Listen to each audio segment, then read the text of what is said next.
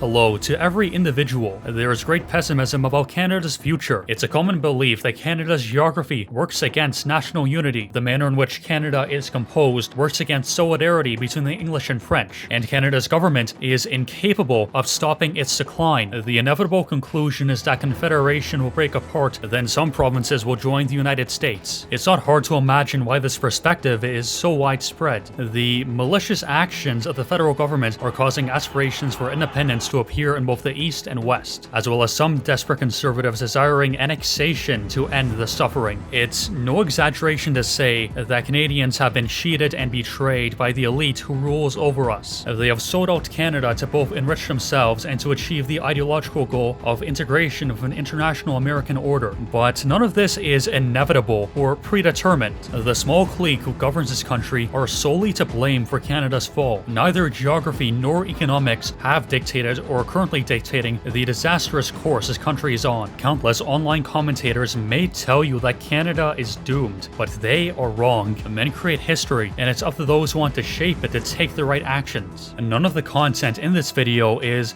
left-wing or supporting of democracy. It's fair to say that near everything produced on this channel is coming from a hard-line, super-reactionary, ultra-monarchist perspective. I am the ever-lovely Wilhelm apologist, self-proclaimed, and this video is quite long.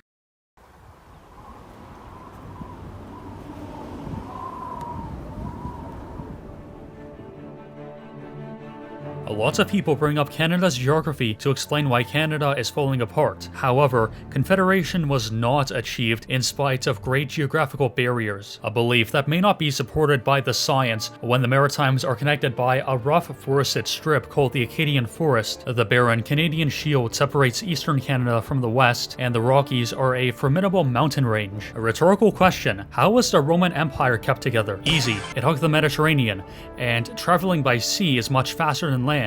Using the same logic, the Maritimes aren't actually disconnected from the rest of Canada. The opposite, actually. The entire region is right next to the Gulf of St. Lawrence, and all major metropolitan areas in the Maritimes are coastal. The land connection isn't great, but it doesn't have to be, because it's right on the coast. The prairie provinces aren't that isolated either. Through the St. Lawrence Seaway, a series of canals built for the Great Lakes, the west has ample connection to the east. Aside from the Seaway, which bridges the Canadian Shield, the Shield itself isn't much of an obstacle. It may be difficult to cross, but so was Siberia. By 1639, Russia had reached the Pacific, traveling the entirety of Siberia. Siberian rivers acted as vital routes that facilitated travel, but it's good to note that those rivers flowed south to north, not east to west. Rivers do bend and zigzag, but to cross Siberia using only rivers, you'd have to portage at least 4 times, probably more. For those who have never carried a boat before, portaging is not easy. Russia was able to wrest control over the entirety of Siberia despite not having any modern transportation. With this in mind, it's hard to say that the Canadian Shield represents a greater geographic barrier than the 2,400 kilometers of nuclear wasteland that is Siberia. As for the Rocky Mountains, I have no contention with the established narrative. It is difficult to cross. Along with the supposed geographic divides in Canada comes the idea that because of geography, Ottawa has a hard time exerting control on the provinces it governs, so it can't use hard power and has to negotiate with them. But it's difficult for Ottawa to govern compared to what? Moscow had an extreme totalitarian stranglehold on the largest country in the world, and the British Empire, which had possessions across the globe, was centrally administered from London. Is Canada more difficult to administer than the Soviet Union or the British Empire? No.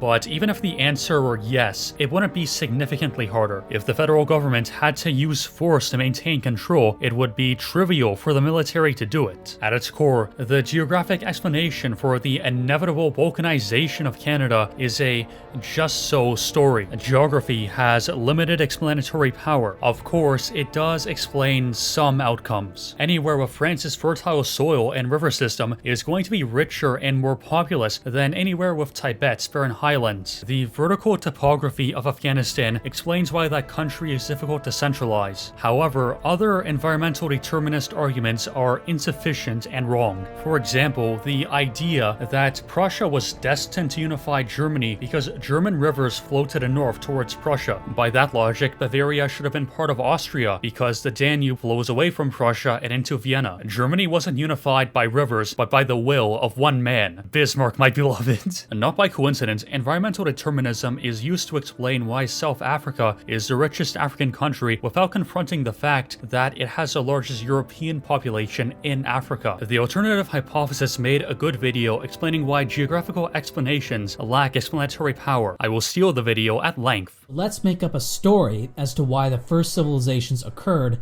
in modern-day Central Asia: Kazakhstan, Turkmenistan, Uzbekistan, Tajikistan, Kyrgyzstan. Stanland, or I'll just say Tartary for convenience here. That wasn't the Nile River, that was some river in Stanland. Well, it's a bunch of desert, so hunting and gathering is unproductive, and you got these rivers in the desert. And the people congregated around the rivers and started farming. And we can imagine that the central location of Central Asia made it an important trading hub, with access straight into China through the mountain valleys of Xinjiang, with horsemen carrying goods from Central Asia, through the Caspian to Persia, over the steppe to the Volga peoples, down through Afghanistan and into the Indus Valley. And people would come in unfamiliar with local plant and animal life, competing with other hunter-gatherers, and they were forced into farming just to survive. And given these factors, of course it's inevitable that this would be where the first large-scale farming inevitably started, leading to the first well-known cities that we know today. And then we would explain why the earliest farming didn't occur in Mesopotamia or Egypt by pointing out how far these places were from the center of Eurasia. They were somewhat peripheral. They were over down in here in sort of the cracks. Of course, civilization isn't going to start in Egypt or Mesopotamia, you could say. They're separated by bodies of water, by the Arabian desert to the south, the mountains of Persia, Asia Minor and the Caucasus. They were blocked off from the Ukraine and the Volga area. They were blocked off from what is modern-day Russia. So it was an isolated peripheral region, not connected to the world island in the way Tartary was, so we could say. But since the first mass farming and civilization did in fact occur in Mesopotamia, we say that's the cradle of civilization, and historians and anthropologists tell us how inevitable it was and had nothing to do with specific volitional human action, right? Just look at a map, they'll say. River valleys circumscribed by deserts. Look at how its central location gives it sea access to India, to the Mediterranean, and can even follow the Danube and Dnieper and Volga rivers up to trade into the heart of Europe. Blah, blah, blah. Just so stories without any coherent methodology, or a pseudo-methodology invented after the fact that merely explains what we already know happened.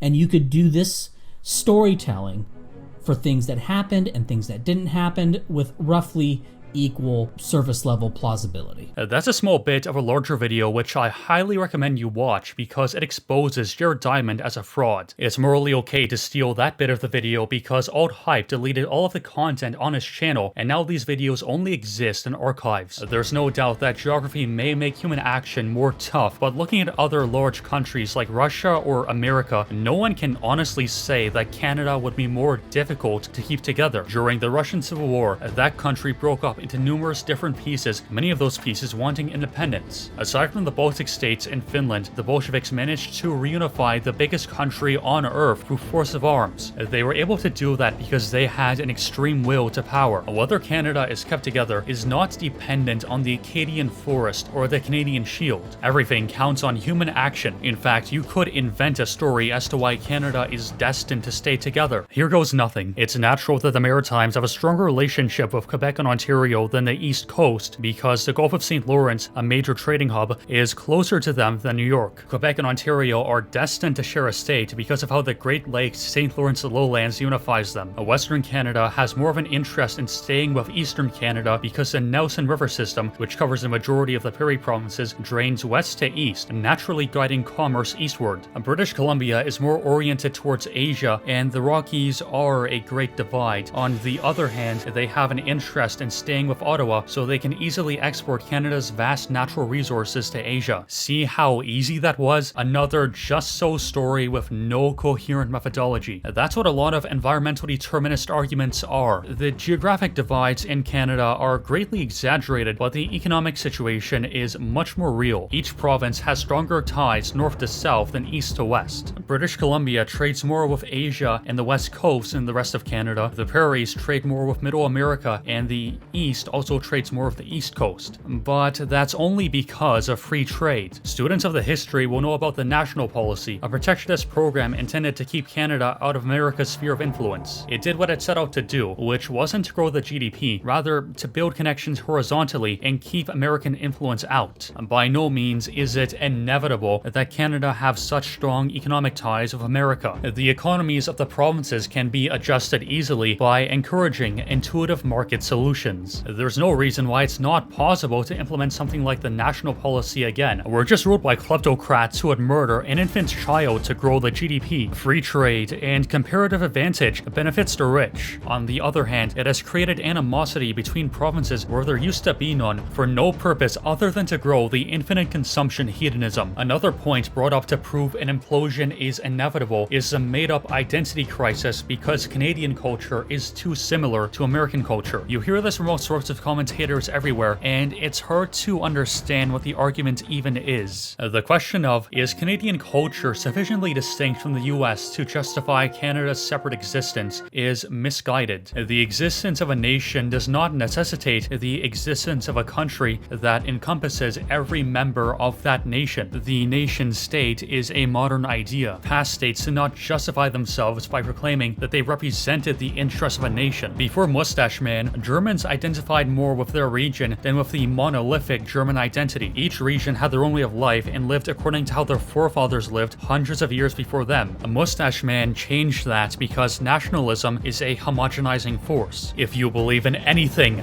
as a conservative that is, you must advocate for local cultural groups to reject integration with an international monoculture and embrace who they are. Basically, this is a roundabout way of saying the unifications of Germany and Italy were mistakes, and liberal revolutionaries cleansing local French dialects was a crime against humanity. Anglo-Canadians are a distinct cultural group on North America, and as a self-proclaimed super-reactionary ultra-monarchist, it is in my ideological interest to resist forced globalization. Moreover, Anglo-Canada in itself is a unique nation. If nationalists believe that each nation should have its own country, then the Confederate States would exist. However, people who say that Canada will be consumed by America because of cultural similarities conveniently disregard Dixie as a unique nation in the United States. At one point, Anglo-Canadian culture was very distinct from American culture in the same way the South was from the North. Liberalism, free trade, and nationalism are homogenizing forces that are transforming the globe into the same monoculture. London is the same as New York, is the same as Los Angeles, is the same as Toronto. No city is the same as Paris though. Everyone there is incredibly rude. Nordic countries are becoming very Americanized. If in 100 years Danish culture becomes indistinguishable from American culture, should Denmark be annexed into America? If you think that question is stupid, you're not alone. It's the same rationale used to justify annexing Canada. It's clear that a lot of what made Canada unique has been dismantled and suppressed. There is a history behind this country that isn't being told.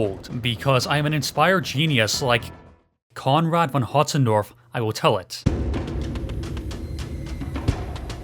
Looking at the state of affairs today, it's hard to believe that there's been such a sharp decline in such a short time. How did the situation develop to such a point? At its foundation, Canada was very conservative. The English who settled this land were too reactionary for America. They were loyalists to the English crown and monarchy in general. Quebec at one point could have been accurately described as the most Catholic nation in the world. And up until the end of the Second World War, Canada was more conservative than most countries in the Anglosphere. Since the end of the war, things have changed dramatically. We have lost our traditional liberties that we've held for centuries. What Canadians believe is legal and what is actually legal is very, very different. Indeed, the entire legal system has been transformed in accordance with hardline liberal ideology. The ability of Canadians to defend their own property has been severely limited. If your home gets invaded and the invader passes away because he put you in a self-defense situation that's questionably legal depending on the amount of force you used. Vreens v. Alberta took away freedom of association. Employers can be forced to hire someone against their will. Workers can be forced to join unions and pay union dues, even though unions actively agitate for far-left causes. Canada doesn't have free speech. The state has placed a prohibition on many ideas. There's even compelled speech. I was in high school relatively recently, and I found it odd that teachers would ask the pronouns of their students sometimes. They would do it not because they were partisan leftists, but because as someone in a position of power, it's illegal to misgender your subordinates. That's what the whole controversy over Bill C-61 and Jordan Peterson was about. Now, I can still freely misgender people, but everyone can see that compelled speech, such as Bill C-61, will become an inescapable part of daily life. Parents no longer even have the ability to govern their own household. If a parent doesn't affirm the gender of a child who may want to change the one it was naturally born with, the child can be confiscated and placed into state care. It's important to note that Canada has company. I'm not going to go over every country in the European Union and tell you how far gone they are, but in the United Kingdom, it's notably worse as more people are fined and arrested for posting memes on Facebook. America is better in that they have free speech and castle doctrine, but they don't have freedom of association because of the Civil Rights Act. Not only have traditional liberties been taken away, but both Anglo and French Canadian cultures have been slowly eroded by the American government. When the British Empire was receding and left Canada to its own devices, a nationalist theorist like George Grant believed that the Anglo ruling class would maintain English culture and traditions in Canada. Up until the 1960s, for just over 15 years, this was actually the case. Former Prime Minister John Diefenbaker was elected in 1957 on the platform of pursuing closer ties with Britain while distancing the United States. But the masses don't elect politicians, rather, a politician gets himself elected by his friends. The financial class, bankers, financiers, and speculators have always been powerful in Canada, forming a large part of the elite. Diefenbaker's nationalist protectionist position hurt their bottom line. It's economically inefficient to prioritize Britain when America is a much closer and larger market. They turned against Diefenbaker, betraying Canada for greater access to wealth and power in the United States. One example of their warfare against Diefenbaker was the contrived controversy over America putting nuclear weapons in Canada. In general, Canadians didn't want nukes stationed on their soil, but the media, controlled by the financial class, astroturfed this issue to try to hurt the Conservative Party. The attacks by international merchants put Diefenbaker in a tough position. The natural allies for conservatives are industrialists and landed nobility, and while there are no massive landowners in Canada, we still had a strong industrial base at the time. The entire establishment wasn't against Diefenbaker, it was a conflict that could have been won by either party. In the 1963 federal election, the Liberals defeated the Tories and Lester B. Pearson formed a minority government. Canadian nationalism was killed in that election. The establishment narrative on Pearson and Pierre Trudeau is that they're the great arbiters of Canadian nationalism. They put a special focus on Canada's less than useless operations with the Antichrist organization, the UN, and their peacekeepers who fight for the black cube of Saturn. Smug, arrogant, ignorant academics say that Canadian nationalism is inherently left-wing. The opposite is true. Liberal prime ministers have done more to Americanize and globalize Canada than any other faction. Since the beginning, Liberals always favored closer ties with the United States. Pierre Trudeau allowed Canada to be eclipsed by America in his pursuit of an American-style constitution. The 1982 Charter is the American Constitution if it was written by insane progressives. As an example of how broken the Charter is, Henry Morgentaler from the Tribe went around to each province performing abortions as a form of legal activism. He would get arrested, then appeal the decision all the way to the Supreme Court, which was formed in 1982 with the Charter. The Supreme Court was used to enforce the liberal Marx values with extreme far-left judges. Morgentaler effectively legalized abortion in Canada by abusing the legal system Pierre Trudeau inflicted on us. While turning the country gay, it also tore down old laws. The Lord's Day Act made it illegal to have businesses open on Sunday. In 1985, the Supreme Court repealed it, forcing businesses to close on Sunday and being free from consumerism for at least one day in the week is Canadian culture and a friend-enemy distinction. Pierre Trudeau did more to harm Canada than any other prime minister. Woodrow Wilson was one of the most evil men in history, but there's something appealing about the bravado of a man whose intention was to completely fuck up the world and succeeded. Genghis Khan, killer of millions, also very beloved. A mustache man, I don't like him, but if I were a soldier in occupied Paris and he told me that I was his top guy, Pierre Trudeau didn't ruin Canada in the same way Mustache Man ruined Germany. His work as Prime Minister ensured that Canada would be dominated by America and fade into obscurity. In that sense, Pierre Trudeau is literally worse than Hitler. People like Lester B. Pearson, Pierre Elliott Trudeau, and liberals today believe that Canada must become something new and grow into itself. The problem is that great men with visions make countries. Only they have the power to make something new. Germany was Bismarck's brainchild. As much as it pains me to say this, Wilhelm II was not a great man. He was the custodian of Bismarck's creation. He managed it well until 1914. The Soviet Union was Lenin and Stalin's brainchild. Incompetent middle managers like Gorbachev only mismanaged it. Canada was created by the great man John A. Macdonald and his Herculean political efforts. All prime ministers, aside from Robert Borden, weren't great men. They were merely managing what he had created. It's not harmful to theorize about what would be the best for Canada, but the fact is that Canada was founded on European traditions and has an innately European national character. Trying to transform it into something else is like swimming upstream. It's best not to resist what we are. A so-called left-wing nationalists wanted a new, powerful vision. However, because they're hopelessly mediocre, arrogant, and stupid, their vision was trash and they ruined the country. Great men make the world bend to their will,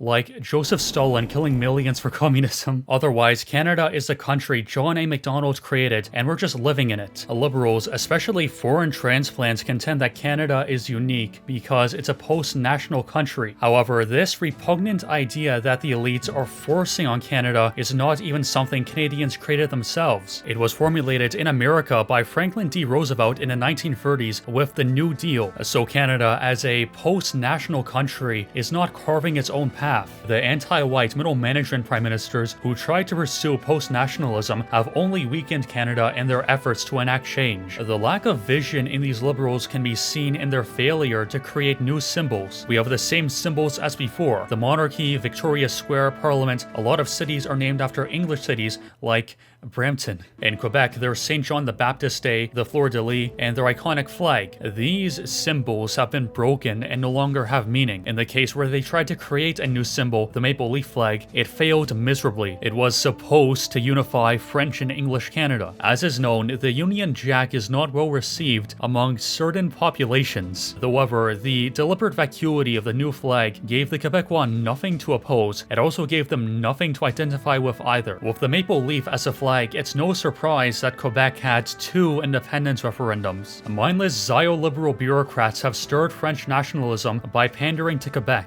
It may sound strange, but French separatism practically didn't exist under British rule when the flag was a red ensign. The Quebecois supported the British Empire in World War I. They saw Britain's cause as the cause of civilization and their victory over Germany as a victory for them at home. The champion of French nationalism at the time, Henry Bourassa, said it is natural for any Canadian to wish for the triumph of Franco-British troops. Bourassa didn't want Quebec to separate, rather just wanted Canada as a whole to have greater autonomy from Britain. The divide only appeared after conscription became an issue. It's a correct observation that the French wouldn't fight for democracy. Why should anybody die for an evil political system? The issue of conscription is very particular to the World Wars, since the military was sending people to die on another continent for no benefit for those at home. They were fighting and dying to establish American world domination and market supremacy against the innocent Central Powers and later Axis. If World War I threatened Quebec with German invasion, they would have been okay with conscription. The French can have loyalty to a Canadian state,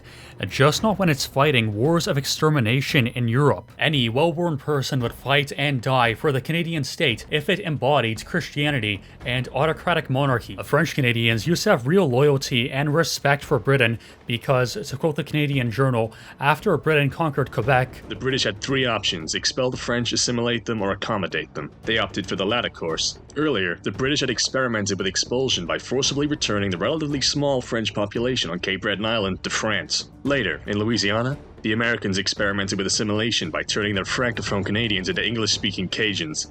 After 1759, they allowed their new French-Canadian subjects to remain more or less as they were, to retain their language, religion, traditional system of land tenure, and civil courts under the British Imperial Crown. The nation of Quebec exists today as a direct consequence of this fateful decision. The French Fact in a Liberal Reinvention of Canada, at the Canadian Journal. To the extent that there was any oppression in Quebec, it isn't noteworthy at all, except the conscription riots. The last chance there was to assimilate French Canadians was in 1837, when Britain rejected the recommendations of the Durham Report. All this isn't to say that the French are ungrateful, or that they owe a debt to the Anglos, rather that separatism is a new phenomenon sparked by the shortcomings of democracy. The French-Canadian nation has often voted against its own interests. One of the reasons democracy as a system is inherently broken is because people vote according to their habits, not what's actually in their best interests. As an example, the project of leftists everywhere all the time is to make pioneers of civilization a minority through immigration. The vanguard of this ethnic cleansing is the Liberal Party, while the Conservatives, as always, are a few years behind. And despite not wanting Quebec to be transformed into a caliphate, in the 28 Canadian general elections in the country's first century from 1867 to 1968, the Liberal Party won a majority of seats in Quebec 22 times. Quebec helped to make Canada as a whole more politically liberal than it otherwise would have been, because the French believed that the Liberals represented their interests. The Liberals only have loyalty to their ideology. They were using Quebec as a means to an end, and now the French are voting for the Bloc Québécois out of habit, and again, French Canadians will be betrayed by that party because the party elite are liberal democracy believers. And as we all know to be true, the Bloc Québécois has more loyalty to liberal ideology than Quebec. There is no need for partisan ethnic politics among brotherly nations. Yet, this cancerous factionalism arose because it was given the opportunity to through democracy. Both Anglos and French were conservative people who wanted the country to remain so, yet the French supported a small group of liberal fanatics who entirely changed our laws and therefore society completely. Unlike other Anglos, I don't hold French Canadians personally responsible for the decline of Canada. There's plenty of blame to go around, especially towards the Anglo ruling class in Ottawa,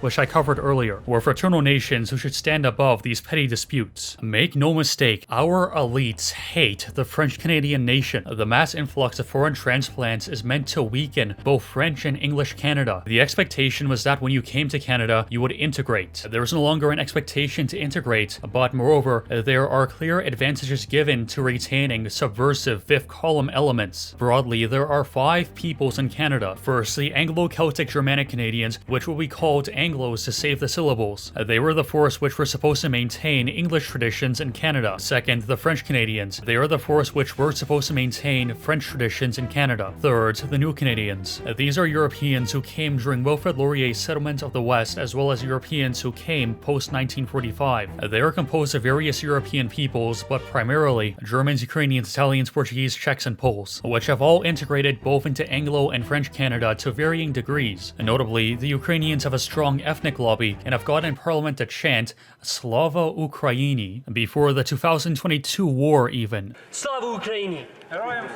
Fourth, the Siberian Americans. They are treated as first-class citizens with special privileges. They are overrepresented in the prison population, and as a group, they have never been able into agriculture. They are composed of various different nations who are all used by the international finance class as a battering ram against the middle. They have little ability to organize on their own. Fifth, the group which can be lovingly called the mystery meat. These aren't Canadians, rather they are disparate peoples from all over the world who were allowed in after Lester B. Pearson introduced the points-based immigration system in 1967. Unlike other groups, it's not possible to paint them all with the same brush. As a population, East Asians are declining since their fertility rate is lower than Europeans. On the other hand, South Asians and Middle Easterners are more concerning. To put it lightly, the immigration situation in Canada is pretty bad. Around 1 out of 4 people in Canada weren't born here. Much of the expanding Greater Toronto area is populated exclusively by transplants. New exurbs are quickly being built to house a tsunami of immigrants. Of course, their objectives with this are to keep down wages and reduce into a minority the pioneers of civilization. Third worlders who have come to Canada have impotent baby rage against the United Kingdom for, I don't know, giving them civilization. Anti-English attitudes are also anti-Canadian, and for the French Canadians, while transplants may not explicitly hate the Bourbons or Catholicism, you can be sure that they're not going to like it if you promote it. Anti-French Empire attitudes are also anti-Canadian. I'm not going to extensively explain the problems of immigration, but if someone hates our imperial and royal European past, then they certainly won't fight for this country. These transplants are being brought in to become a new client group the elites can use against their enemies. This ultimately serves their new political formula. A political formula is a logic the government uses to justify its rule. For example, everyone knows what the divine right of kings is. The monarch rules because he was appointed by God. In a democracy, the government derives its authority from the popular will. Though be it, if the majority of the population does not believe in the stated political formula, it can cause serious problems for the regime. Canada's political formula is outlined in its constitution. The Canadian government justifies its rule by guaranteeing peace, order, and good government. The preamble to the charter also says that Canada is founded on the sovereignty of God and the rule of law, but that is too vague to derive anything meaningful out of it. The political formula has been changing over time, and now we have a new one under Justin Trudeau. The reason why Justin Trudeau is such a hated prime minister among conservatives, to the extent where there's Trudeau derangement syndrome, is that conservatives don't see Trudeau fulfilling the peace, order, good government guarantee. That's because Trudeau is governing with the imported American model, equity, diversity, and inclusion. For example, when Trudeau makes half his cabinet women, a 50-50 split, that is serving equity, diversity, and inclusion. Lipshits see that as confirmation Trudeau is following Canada's political formula, while boomercons see it as breaking good government, because by forcing unqualified people into certain positions, you are necessarily going to get a worse administration. Without America, Canada would have pursued a type of liberalism that is less cancerous and corrosive than the corporate syndicalist nexus Roosevelt created, but nonetheless terrible. Here, this is seen in a 1960 human rights bill that Diefenbaker passed. Although ultimately ineffective, it was created with liberal priors. As we all know, human rights are a fiction. Saying the Universal Declaration of Human Rights is evidence for them is like saying a comic book is evidence for Spider-Man. The logic that was used to rule Canada is dead and has been replaced by new, hyper-American concepts. It's not possible to return to 1867. The only thing that can save Confederation is good leadership and a new vision. The traditional liberties of French and Anglo-Saxons were upheld through centuries of rule by authoritarian monarchies. This democracy, instead of defending our ancient way of life, is actively implementing dogmatic liberal ideology as law and planting foreign cultures on our soil. Parliamentary democracy, liberalism,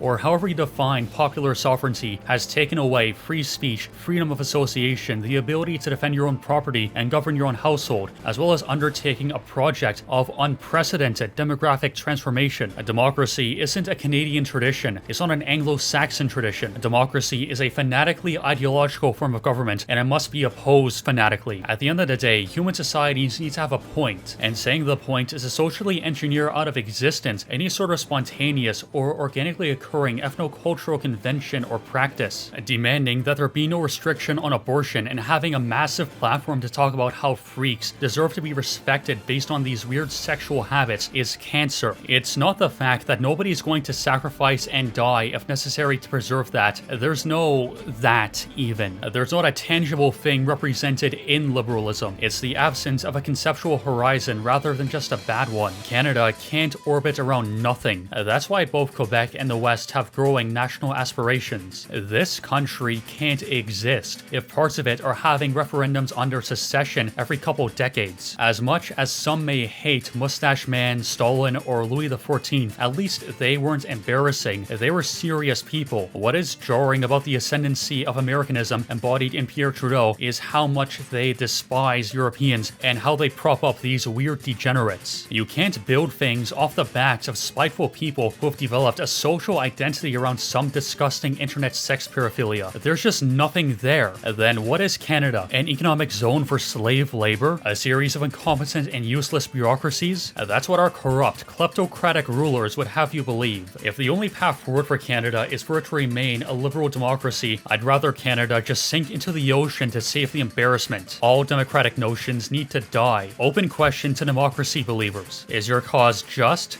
or is that just what you tell yourself? The hyper-American religious demographic elite occupying the government is what's driving Canada to the breaking point. There's nothing inevitable about this. If and when Canada completely balkanizes, the Zionist occupation government will be solely responsible for it. It will have been because they rejected any policy that would have kept this country alive. To be fair to them, they didn't want Canada to survive anyways. The end goal of liberalism is to integrate every country into an international order.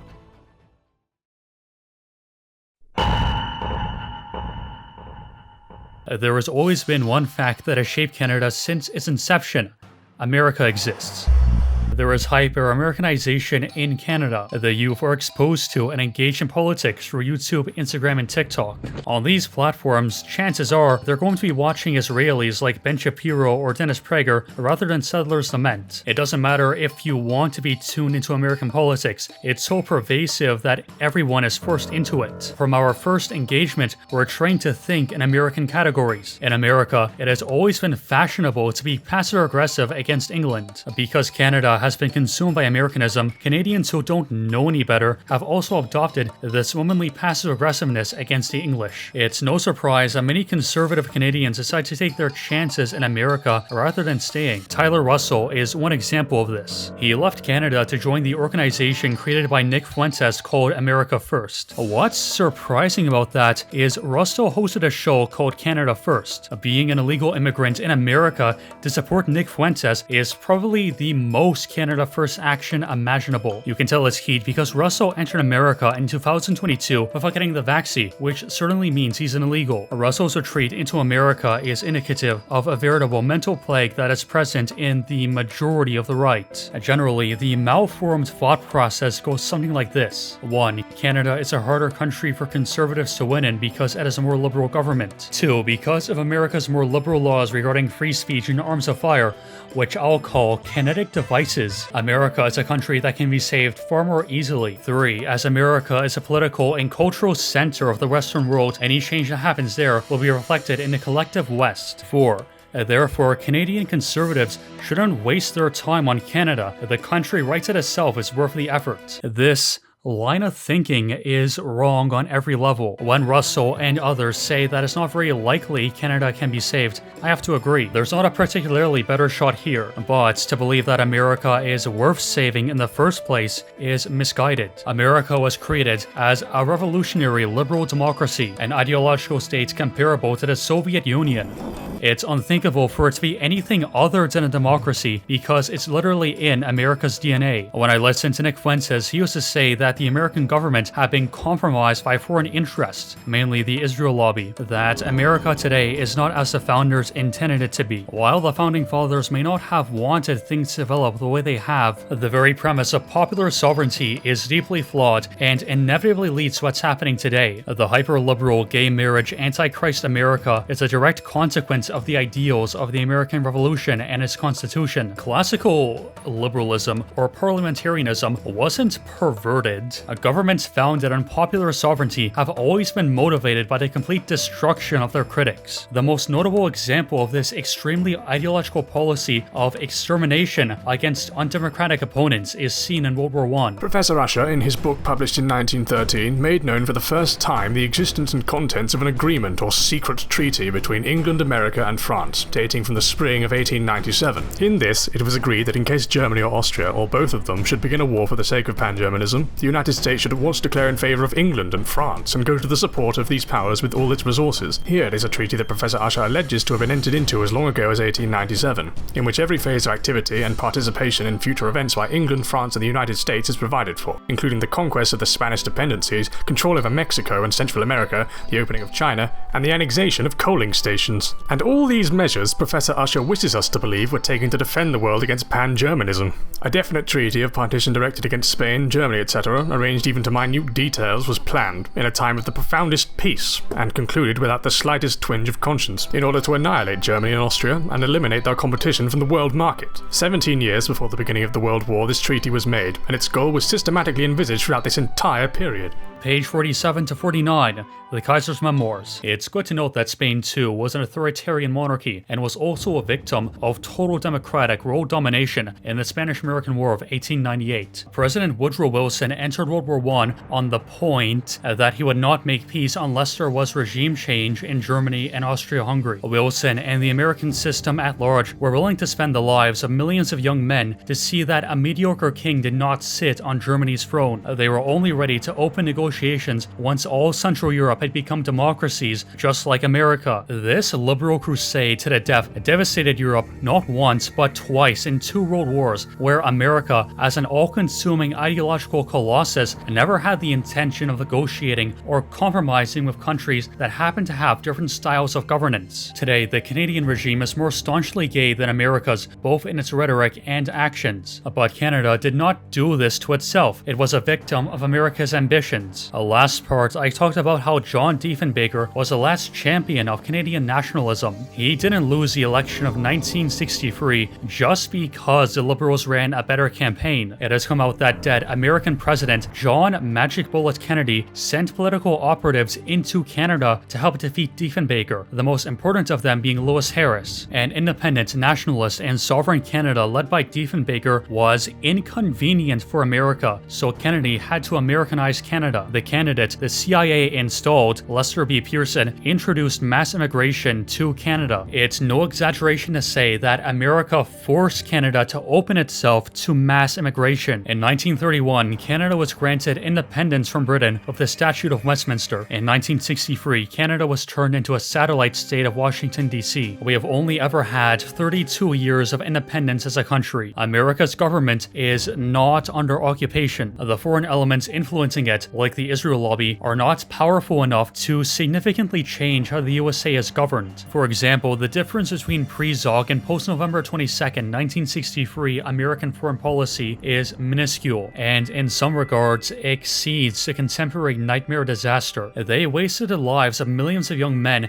in both world wars to achieve world democracy. Compare that to sending billions of dollars to Israel and a couple thousand soldiers to Syria. What is outstandingly evil about America's involvement in the Great War is the enthusiasm they had in condemning to death as many young lives as necessary instead of negotiating. The mischievous activities in the Middle East serving Israel may be wrong, but it's not crazily evil. An occupation government can sometimes be even worse than the occupiers. Nicolae Ceausescu was brought in to enforce communism in Romania. His tyranny was even more diabolical than that of the USSR. In the same way, this is true of Canada. The occupying government may be more liberal than the United States, but it's not because of some liberal will among the Canadian people. Canada has the same amount of dissidents proportionally to the United States.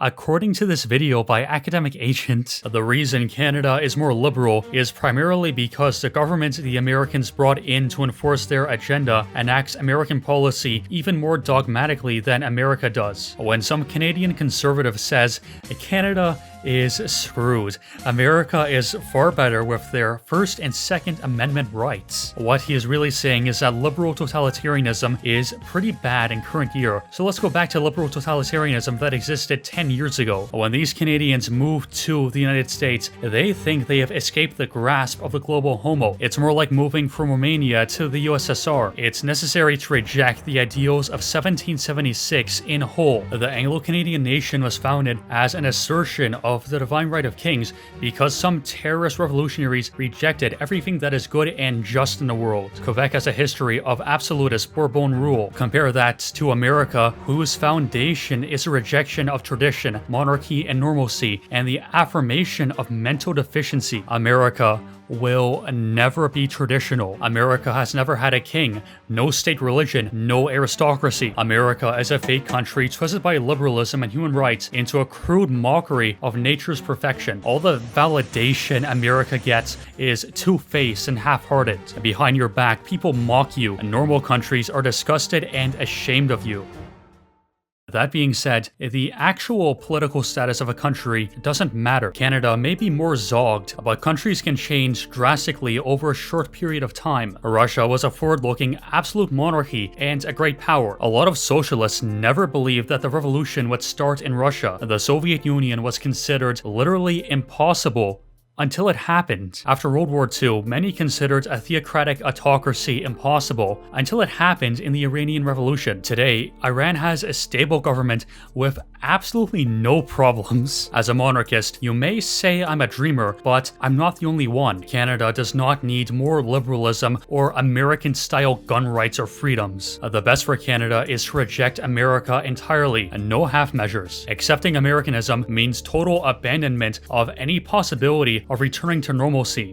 In fact, when it comes to the rights guaranteed by the First and Second Amendments, they aren't useful. For one, all this chatter about kinetic devices is worthless. Canada has greater restrictions on kinetic devices than America. It doesn't change anything. Joe Biden is right when he says that he has F-35s and Leopard tanks. It's not possible to fight the feds. A stone toss may point to the Taliban's victory against America in 2021, but they were religious zealots who fought a 20-year-long partisan war with horrifically lopsided casualties while few Zogbots died. The reason they were able to persist and resist for so long is that they truly believed in something worth dying for. The average gun owner only has a strong belief in the divine right of Israel to conquer and control the entire Middle East. No, the entire universe. In other words, these patriots wouldn't stand up and fight. The only thing I know for real is that there won't be bloodshed. The gun owner's definition of sacrifice is giving up Bud Light because they made a distasteful advertisement. At the moment, nobody even has the will to take up kinetic action because our martial spirit has been extinguished through social engineering. Regarding free speech, the regime would never allow things to develop to such a point where a popular movement would threaten to overthrow them while they still have the power to censor it. In terms of integration of the state, there is no distinction between the news media, which is its propaganda arm, and Service Ontario. Power cannot tolerate other autonomous castles like independent media influencing people instead of the CIA. To make a very complex matter very simple, free speech and the First Amendment don't matter because we're not ruled by people who believe in them. I will speak more about free speech in part 6 of this video. Thank you for your patience. Crypto-liberal right-tards have hysterical reactions when it comes to the government stamping its boot on our faces, taking away free speech or kinetic devices. In Canada, it's particularly bad because whenever the government exercises its authority, everybody on the right proclaims the end of Canada and urges everyone to move to America. These primarily emotional, spastic outbursts are less than useful, they are harmful. What isn't being done whenever the government acts to secure its own power is the realization of an actual way to resist. If you want revolutionary change, you have to plan. Lenin spent 13 years abroad formulating his plan of action before returning to Russia. A mustache man spent some time in prison before releasing his book that would influence the minds of millions. If you want to do anything against this gangster police state, you need to spend a considerable amount of time refining a plan and an ideology that will carry you to victory. However, nobody in Canada, even the wider Western world, are capable of any serious thought on this matter. Even if Maxime Bernier isn't really solid on most issues, he has accomplished more to advance the interest of dissidents in the short time his party has existed than hysterics like Tyler Russell will accomplish in his entire life. There is nothing in America for any Canadian to do. All these self-proclaimed far-right Canadians are ruthless cosmopolitans, just like the people they criticize. Lauren Southern has no real principles. She was a pan-Europeanist before getting burned by her own stupidity, moving to Britain then Australia, and now she's a centrist looking for crumbs of E-fame. Black Pigeon Speaks is living in Japan because I guess Western civilization will be carried by Hapa incels. Tyler Russell abandons Canada, leaving his show Canada First to go be a minion for Nick Fuentes. Jordan Peterson is a Zionistly disabled international con artist. If you say anything mean about Israel or its primary religious demographic, Peterson will get so angry his skin will turn green, both his lungs will collapse, and his eyes will bulge dangerously out of his head. Other people who would presumably support the existence of a unified Canadian state, like Black Horse, openly advocate for the dissolution of Confederation. I stand alone as the only person who cares about this country. Canadian influencers all involve themselves in American politics because America has a population of 350 million. There are a lot of absurdly wealthy commentators in American politics because they have an enormous market. There is little money to be made in talking about Canada. Commentators sell out to an international market to make more money. When they have the opportunity to involve themselves in something more fashionable and chic like American or international affairs, they confidently rush out of Canada. Unlike all these grifters who siphon money from idiots to hang out with other blowhards in America, you can neither run nor hide. You're a Canadian. You don't take pleasure in the fact that your homeland is being ethnically cleansed by a small clique of insane ideologues. There's no opportunity for you to make money by spreading alarmism over the police state. I have seen firsthand that the youth wants a fight. Some of the most brilliant minds of Canada belong to the youth. There are lots of people who believe in Canada but don't have direction, and whenever someone who has the potential to lead rises, they invariably leave. Forever. We are lions led by donkeys. I do not get personal on this channel. It's not something that plays well into entertainment. I'm an anonymous so-called content creator with a minuscule following. If I say something like, I'm going to build a political movement to take over Canada, you should laugh at me because I'm nothing. However, and I say this very seriously, I will never abandon Canada. I will never kneel to America. When I say that I am a radical, ultra-reactionary who is fanatically dedicated to his ideology, for example, in my Gamer Uprising Gamergate 4 video, that's not a joke. I actually mean it. I actually hate America. I actually want Canada to be a dual ethnic, autocratic, dynastic monarchy. Whenever I look at a United Station, I get a sense of general confusion and disgust.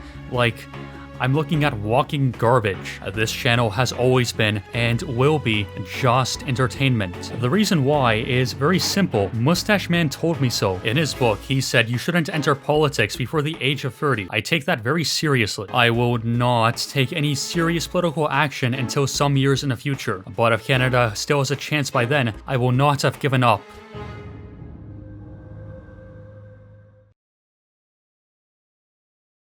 Some will object to anti-Americanism by claiming that international cooperation is good and necessary. But what is international cooperation? If it's Nick Fuentes meeting Keith Woods in London, or academic agents not letting Joel Davis leave his bag at his house, this is a story that actually happened. It doesn't seem very important. I will never cooperate. By that I mean I'll never go on any podcast, even if invited. America is a complete joke. It's a farce of a country. Scarcely does anyone on the dissident right actually cooperate with other nationalists in Europe, mostly because of the language barrier. This so-called international cooperation is centered around America and is only a concern because we happen to speak the same language. But all these Anglo-centric pan-Europeanists who would decry anti-Americanism, calling it counterproductive and anti-European, have never thought about learning another European language. I'm in the best position to cooperate with dissidents in France, at least, since I put in the effort to learn French. There are good right-wing dissidents in America who understand that their country needs to be balkanized. I don't blame United Stations in general. The problem has always been the government. If America had stayed to itself in isolationism, there'd literally be no problem. Some people would say that was the intention when it was originally founded. The issue is that democracy, as an ideological monolith, cannot and will never tolerate countries with opposing ideals. And no matter how isolationist America may have been at its founding, its form of government will always produce mentally ill fanatics who want to spread democracy to every corner of the earth. If America hadn't supported France and Britain before and during the Great War, the 20th century would have been dominated by an autocratic German monarchy, and things would have turned out much differently.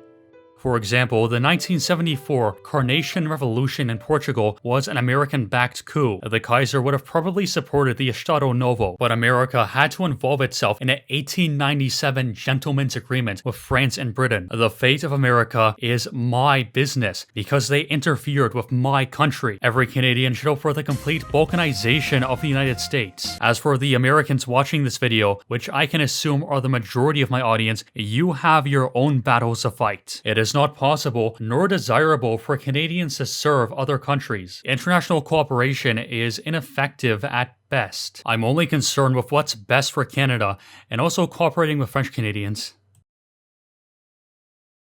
I'm not long for this world. I'm fully aware that YouTube may ban this channel at any time for any reason. The way to circumvent YouTube is to use other sites like Odyssey, a superior video sharing platform, and for more direct communication, you can follow me on the Fediverse, basically at a centralized Twitter clone. You may also follow me on Twitter if you want. I'm putting the links for these websites on the screen because YouTube doesn't like it when the links are in the description. You'll have to manually type them in.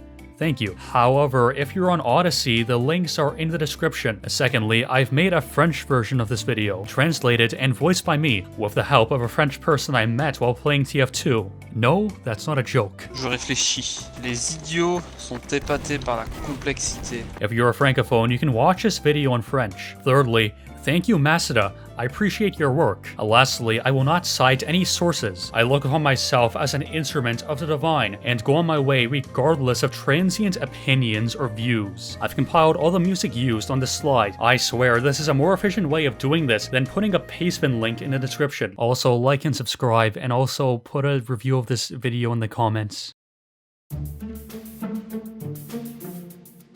As you can tell by this point, I'm a patriot for the fatherland, and I want to do something to stop its murder. However, there is only so much that can be done. When the elites are intent on causing as much long-term damage as possible, at what point does the damage become irreversible? Some advocate for cutting our losses because some regions of Canada are already half dead. To see somewhere which is 100% dead, I recommend Brampton. There's even been the suggestion that the Maritimes unite with New England and become a new country because those are the two whitest places in North America. Though ever, the actual percentage of Europeans in a country does not affect its viability. An unpopular counterintuitive opinion is that if pioneers of civilization become a minority in any country, they would be better able to organize themselves into an effective resistance, since it's easier to coordinate smaller groups of people. In the current now, Canada is 69% white. Not that this figure can be easily relied on, since the definition of what is considered white on a Canadian census is purposefully not helpful. In my opinion, the chance of any European country being saved is random. History is made by great men. Someone like Mussolini, Lenin, or Antonio Salazar being born in any country is up to chance. Beyond that, demographics can be easily arranged. Stalin can give lessons in that. Remember the Volga Germans?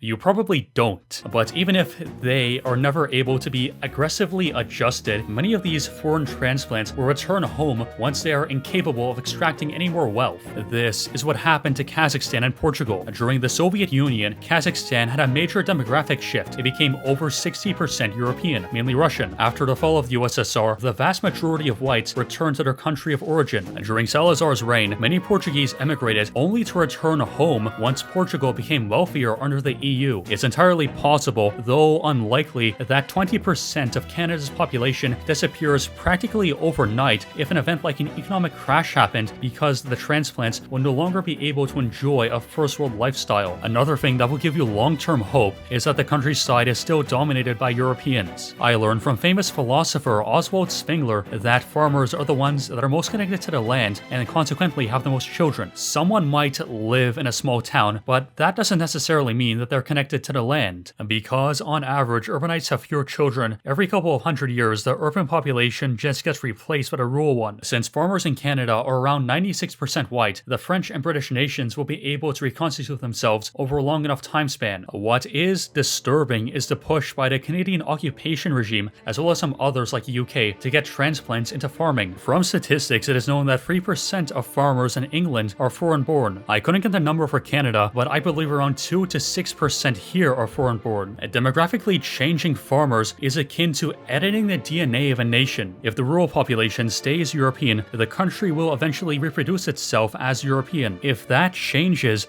it's a big problem. The scenario where a country becomes literally unsalvageable because there are too many transplants is if a large percentage of farmers are transplants. Those are two things to keep in mind when addressing the demographics of Canada. It is not terminal. Large portions will be reversed. It's possible to reverse all of it. parallel to racialism is the culture and worldview of the population. As is known, the average Westerner is a deracinated global citizen who likes gay marriage, free trade, and tohogor. Huge parts of the West are now cultural wastelands. The countryside is aging into the afterlife, and cities are black holes where distinctiveness goes to die. The culture of Anglo-Canada has been socially engineered out of existence. The good part is that culture can be socially engineered back into existence. Citation: propaganda. Edward Bernays put it this way: the elites changed Canadian culture while they were swimming upstream, meaning they were going against the natural cultural conventions of Europeans. Imagine how easy it will be to change the culture when you're not fighting against the current, but working with both our natural, genetic, and spiritual expressions. As for the far left worldview of the citizenry, that is easy to fix too. All you need is ideological indoctrination and mass propaganda. Lipschitz might call that unethical. I just call it intuitive gameplay. Speaking as a super reactionary ultra-monarchist, the purpose of the state isn't to limit itself,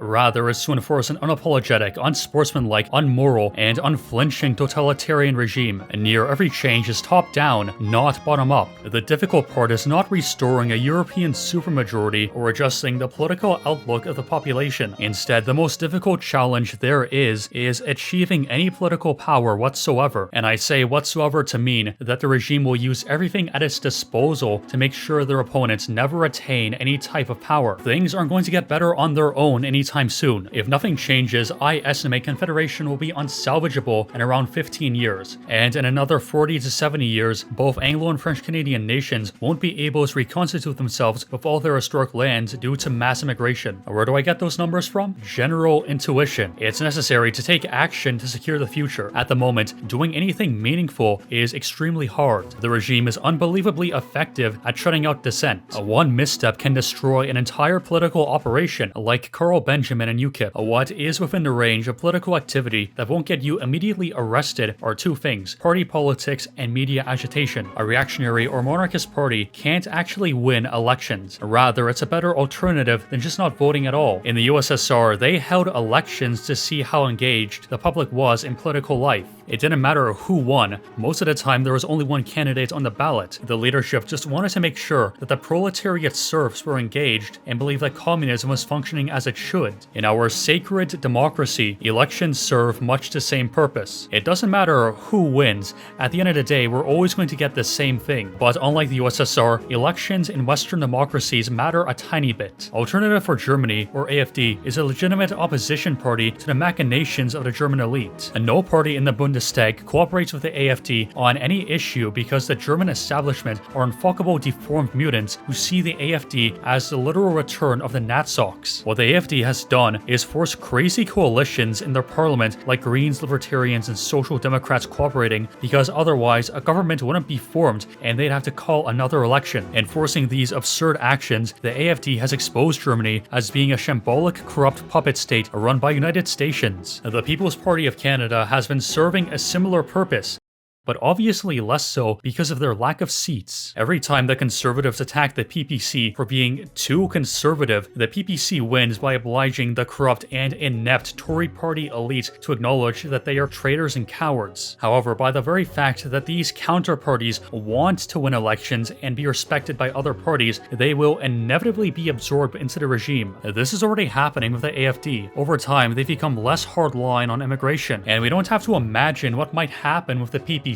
as they are more or less on the same trajectory the Reform Party was on. Standing against abortion and immigration, the Reform Party was more conservative than the Progressive Conservative Party. For a time, the Reform Party had the second most seats in Parliament, but because they wanted to compromise and win elections, they merged with the Progressive Conservative Party to form the Contemporary Conservative Party. I believe the same will happen with the PPC. If someone were ever to make a monarchist party, crazy, I know, it would have to be uncompromisingly anti-democracy. It wouldn't even necessarily push an ideology. Its message would just be, vote for us if you fucking hate the people running this country. If elected, its MPs would boycott the government and make parliament run as poorly as possible. But the primary goal would be to garner enough votes to get a reaction out of our rulers. Either they would ban the party or take some other action to censor it. The party would exist to be a martyr, showing how violently hostile our democratic regime is to opposing ideas. ideas. On the other hand, in order to form a party, it's necessary to register with the government and have legal standing. Predictably, it will become the target of constant media and possibly legal attacks. Because it's already assumed that no legitimate change can come from voting, the presence of a party should not be a ball and chain. If it becomes too costly, either financially, legally, or politically to maintain a party, it's best to just abandon it. Some might argue, with good reason, that legitimate change is possible through democratic procedures. A good example would be Ron DeSantis or Trump. But the only thing I have to say to that is, there is more in common between two deputies, of whom one is a revolutionary and the other isn't, than between two revolutionaries, of whom one is a deputy and the other isn't. Working in and for the system just changes you. Trump, DeSantis, and other populists, if at any point they were ever genuine, are now lodged deep within the functions of the state, and if push comes to shove, will defend the regime that you hate. However, this is not to say that it's always bad to pursue an elective office, rather that if a revolutionary does get elected, their only and exclusive prerogative is to enforce their will on the system, not to negotiate or settle. They have to make parliament bend to their will. I swear, if I ever get elected, I will go into parliament and start banging my shoe on my desk like Nikita Khrushchev at the UN. Getting kicked out is a price worth paying. Vote for me. Media agitation is far more realistic than forming a party. This video could be accurately described as a form of agitation, so we know that it's already achievable. The goal of this agitation, or reinformation to put it more kindly, is to raise the consciousness of the population. A good example of this is with democracy. The low consciousness person says, damn, Trudeau is pretty bad, but we will just elect a new politician and then we will get good, meaningful change. Someone who has some consciousness says, democracy is a system among many. There's nothing special or good about democracy in itself, and I'm indifferent to other forms of government. Someone with high consciousness says, the reason all politicians are scum is because the very system of elections and voting is flawed, and we need to dispense with democratic notions altogether. It's necessary to make people realize that no conservative politician is an improvement on Trudeau. The sacred democracy cultivates hundreds of thousands of lipshits, like how still water produces mosquitoes. The problem is the system in itself, not the people it produces. The objective of any serious person should be to destroy this tyranny, not play make-believe electoral politics. This tiered system of consciousness is missing tier 4, where the person becomes a partisan of your preferred ideology. In my case, it would be super reactionary ultra-monarchism. But the thing is, with promoting a set of ideas, is that nobody fucking cares. A normal human looks at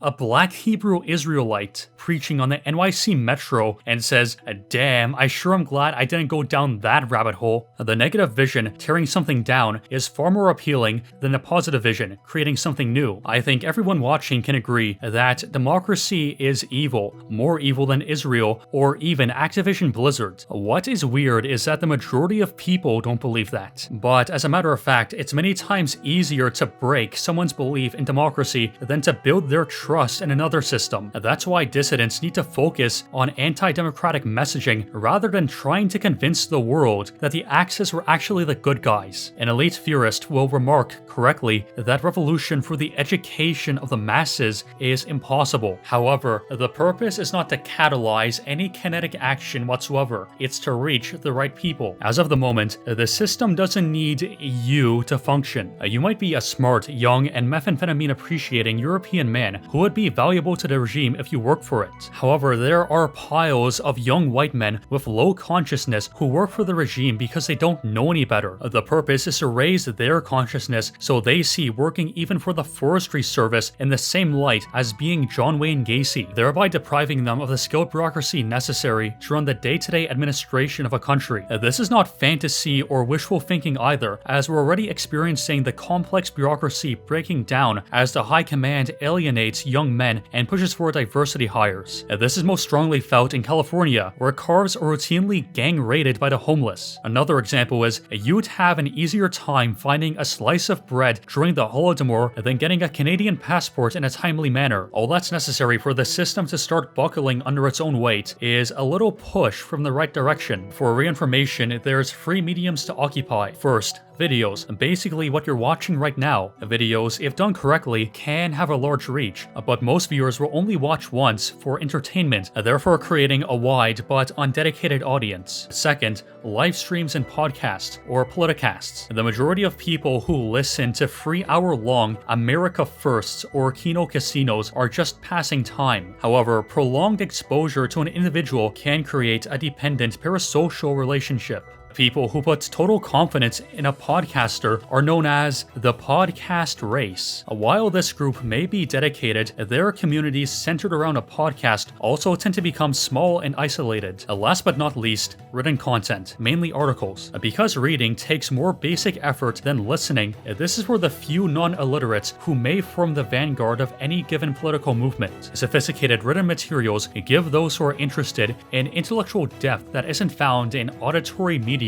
Writings, whether books or articles, give credibility to political movements because they compile sources and information in a way that politicasts or videos don't. Those who, read can form an intellectual vanguard who, through their understanding of diverse subjects, can provide a compelling alternative vision. I would go on about media tactics, but I'm mentally exhausted. No matter how effective these activities may be, it won't be enough on its own. The realization of a complete takeover relies on the failures of a ruling class way more than the dissemination of reactionary pamphlets on the NYC Metro. Inspired genius and political theorist James Burnham believes there's only 6 ways that a ruling class can fall. There is revolutionary change, 1, when the elite cannot or will not adjust to the new technological and social forces. 2, when a significant proportion of the elite rejects ruling for cultural and aesthetic activities. 3, when the elite fails to assimilate promising new elements. 4, when a sizable percentage of the elite questions the legitimacy of its rule. 5, when elite and non-elite reject the mythological basis of order in the society. And finally, 6, when the ruling class lacks courage to employ force effectively. Yes, I did come across this quote in The Populist Illusion, and I did read the article by Daniel O'Neil where this quote originates.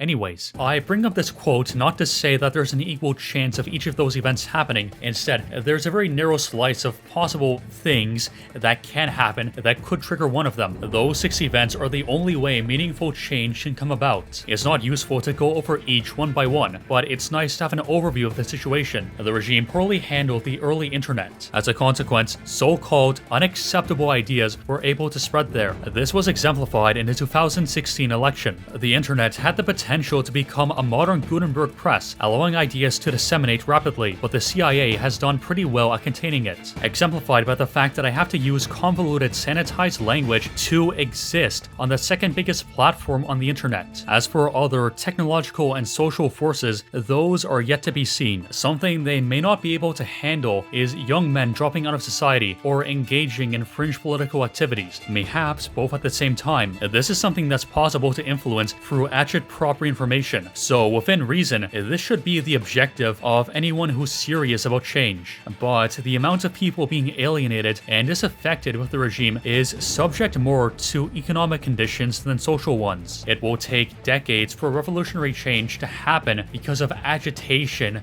or men lying flat. The last thing to consider is an unexpected catastrophic event. The only 2 scenarios I can conceive of is either an economic collapse or World War III. However, the first is unreliable since it can happen at any time from a small number of flashpoints, and the second, even if it's likely to happen, is undesirable if you're not insane. A stock market crash, recession, or the pop of the housing bubble, all in theory can, and probably should have, happened by now, but can be artificially kept at bay using the mythological power of modern monetary theory. It's obvious that World War III would be an economic catastrophe, but it's not obvious how it would internally devastate the West to such an extent that it causes a revolution. The difference between third worldist nations and the West is that they can suffer through war while Westerners can't. If the war becomes a protracted 5-year-long stalemate, the pillars of society would fall apart under the pressure the war would bear on them. Essential services like infrastructure, healthcare, just-in-time delivery trucking, and fast food would break down. If World War III breaks out, what I expect to happen is a massive wave of patriotic fervor, then a slow decline into hatred and resentment against the regime for continuing to pursue a slaughter where they have sacrificed everything and gained nothing. Of course, there's also the possibility that each side nukes each other into Detroit conditions. That's why reasonable people don't want the end of the world. Contrary to everything you've just watched, I am a reasonable person. The hope in an economic crash or World War III is that the state will no longer be able to effectively use force. This is what happened with Mussolini's March on Rome and Napoleon's return from Elba. In short, in these cases, revolution revolutionaries confronted the military and said, "We're going to take over the functions of the state, and I bet you won't shoot us." And either the commanders didn't give the order to fire, or the soldiers were so disaffected with the current regime that they weren't willing to carry out orders. Troops on the ground can be disloyal for a number of reasons. They can hate the regime for political repression, like a battalion of ethnic minorities serving their oppressors, or living conditions can deteriorate to such a point where they don't have the will to crush hungry, impoverished people who are in the exact same position they're in, like in 1917 when the cavalry in St. Petersburg joined the rioters looting sacks of grain. In extreme hardship, the soldiers meant to guard the regime will no longer serve it. This may sound pessimistic, but I believe number 6 of Burnham's causes for a revolution is the only realistic one at the moment. In general, the chances of anything happening that would allow change may as well be random. The decisions NATO may or may not make to get us into a world war are not random. They're made by people, but we can't influence them. The same thing with an economic crash. That's why it's necessary to entrust everything into a decision of fate. Either conditions change in the next 10 to 20 years, or it's completely over. Canada will be transformed to such an extent that it cannot either be saved or remade.